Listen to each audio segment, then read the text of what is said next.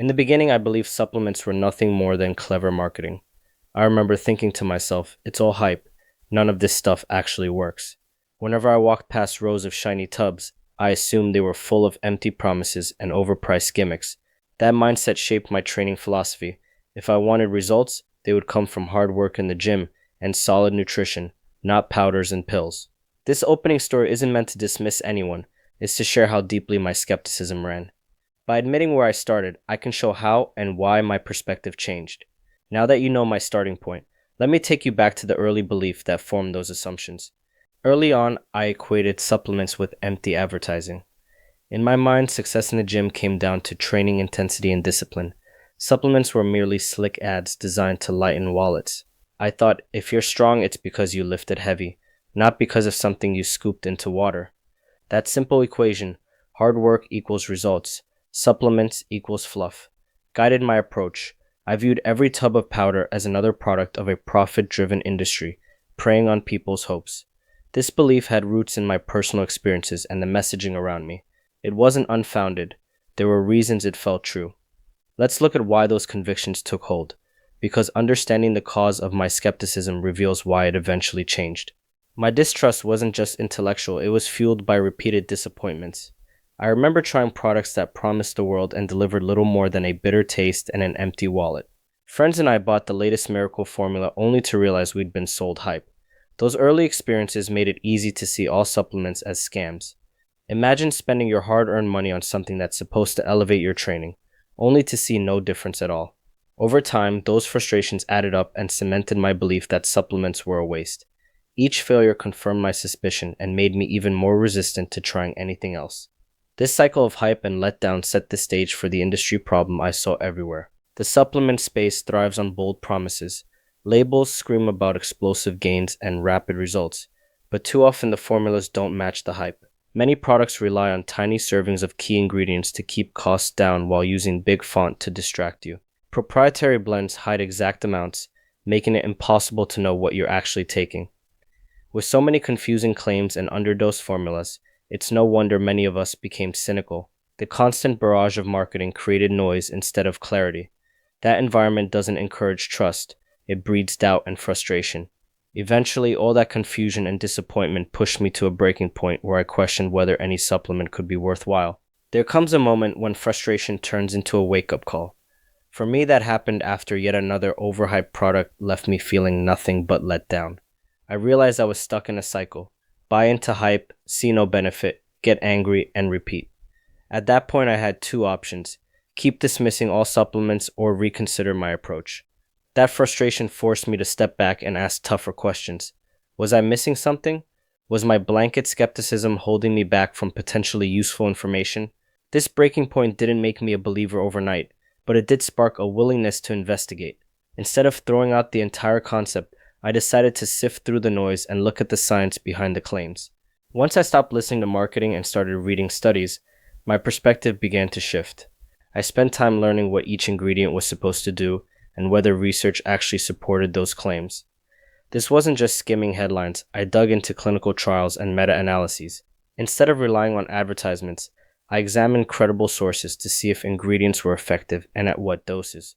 The more I read, the more I realized how much misinformation exists in ads and on labels. By focusing on real data and understanding how the body responds to specific nutrients, I gained clarity. This research-first mindset set the stage for the insights that changed everything about how I viewed supplementation.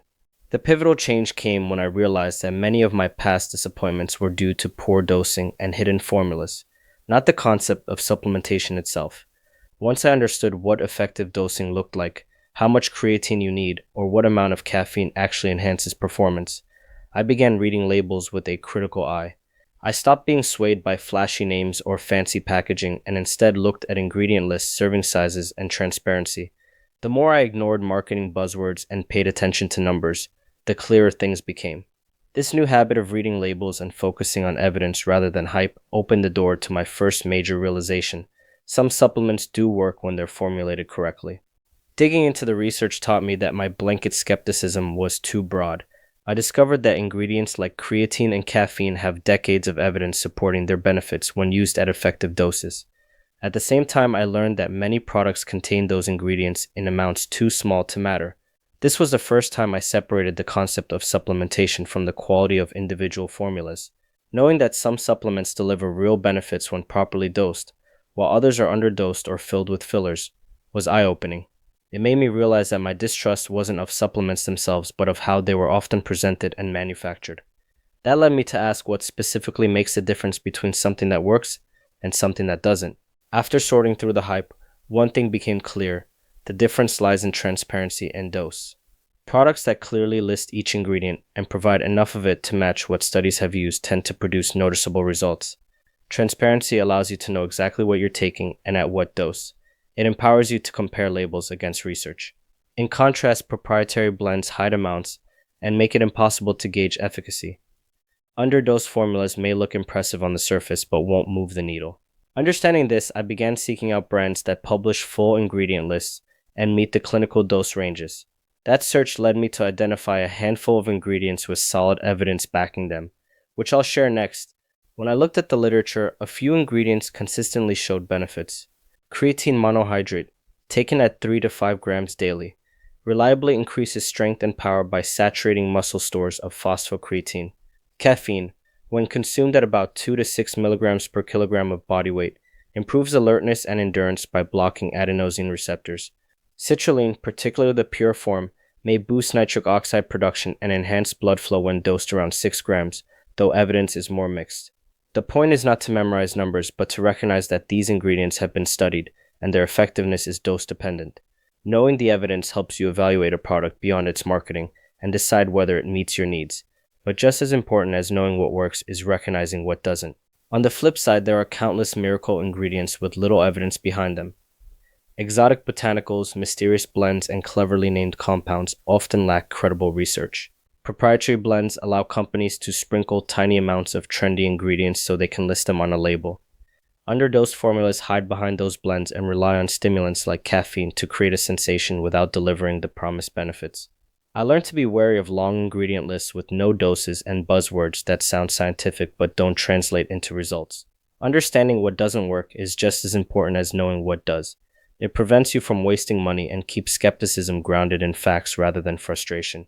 Looking back, my skepticism wasn't wrong, it was misdirected. The supplement industry does mislead consumers with confusing labels and exaggerated promises. Many people are drawn in by flashy marketing only to discover that the products are underdosed or ineffective. It's understandable to be wary when so much of what's sold fails to deliver. Healthy skepticism serves as a protective instinct. It pushes us to question claims and seek evidence. The key is not to let that skepticism harden into cynicism. By questioning claims and doing some research, you can separate fact from fiction. That realization led me to adopt a new perspective on supplementation, one that balances caution with curiosity and focuses on quality. With the knowledge that evidence matters more than hype, my view shifted.